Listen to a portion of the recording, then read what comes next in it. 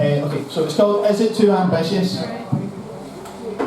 Is it too ambitious to assume that we can change the world for the better? Is it kind of crazy to suggest that art might be a catalyst?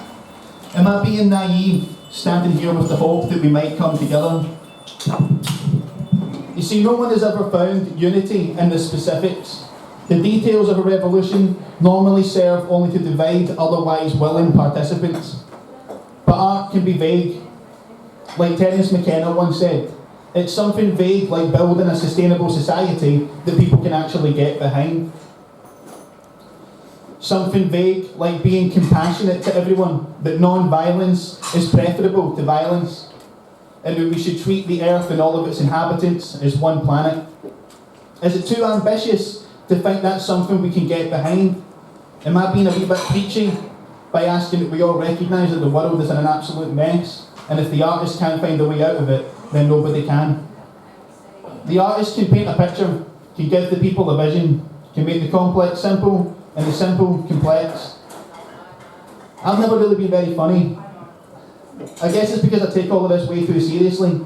But am I being too ambitious to think that I can join with other people who take it just as seriously, with an open mind and a willingness to learn, to grow, and to throw myself into activism head first, to do everything and anything I can to work and work and work at my craft until I finally have something worth showing you all at last? Is it too ambitious to think I could join my heroes and idols on the front line with the music, with my music, my lyrics, poetry and songs, just as strong as the art that pointed me in this direction in the first place? Is it naive to assume that we can gather in a group big enough under a vague notion of peace and compassion? The artist can record history for future generations. It reaches out and touches people around the world. They can lift people when they're in the lowest places, or create controversy when we're all lost. It can lead, follow, uplift, provoke, and even act as a kind of therapy.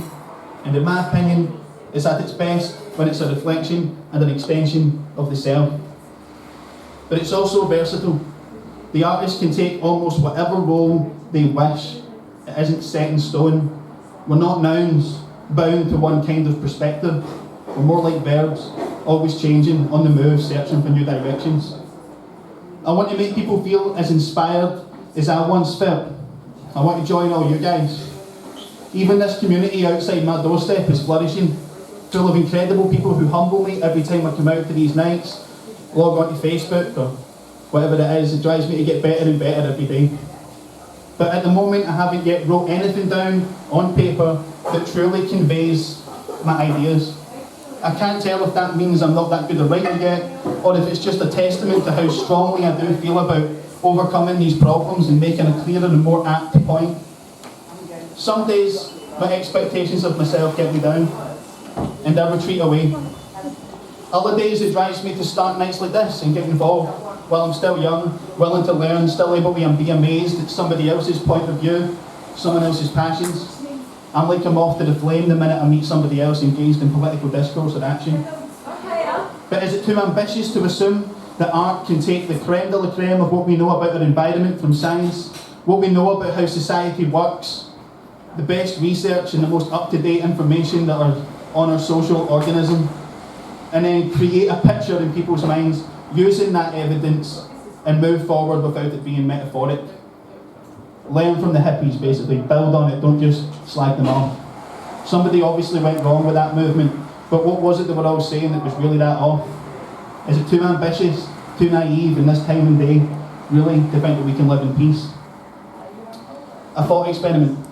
Imagine the earth is seen from the moon. Imagine you were a soul about to be born on this planet, and from that perspective you were asked to make a couple of changes to how we live, our laws, our values, and our deepest design blueprints.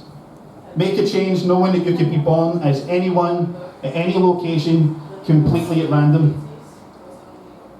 Would you be a member of the EDL? Would you be asking for Scottish independence or to make America great again? I think it's fairly obvious that any change you would make would have to be something that would cover you no matter where you landed on that map. Access to education for all, perhaps. A way for everyone to have access to the basic necessities.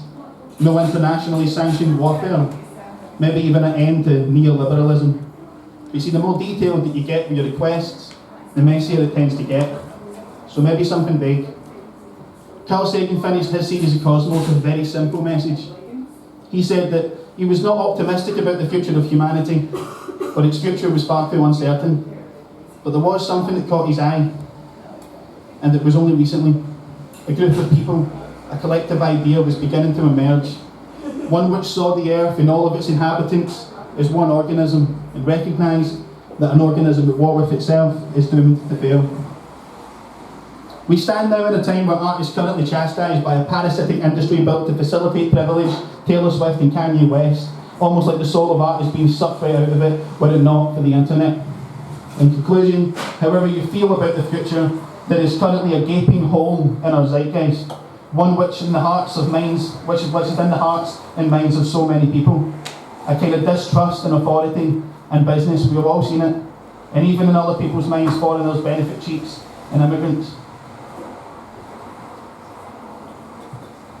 This hole has made the intelligent people cynical, and it's from as far as I can see, they focus their brilliance and the brunt of their efforts into mocking current establishment.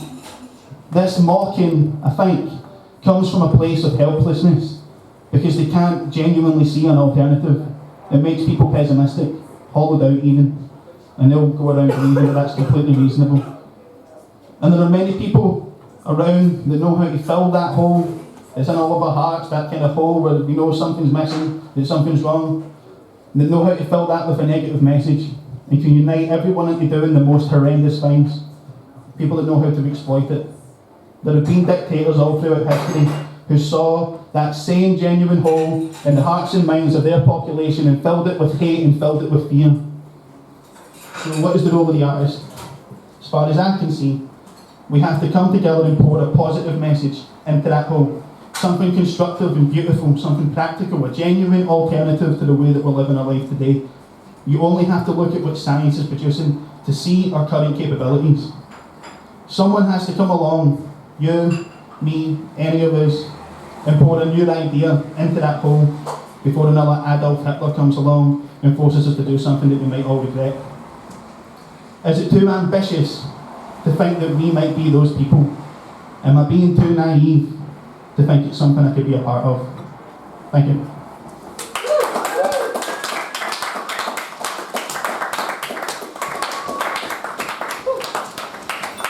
Okay, hi everyone. So cheers for listening to that one, guys.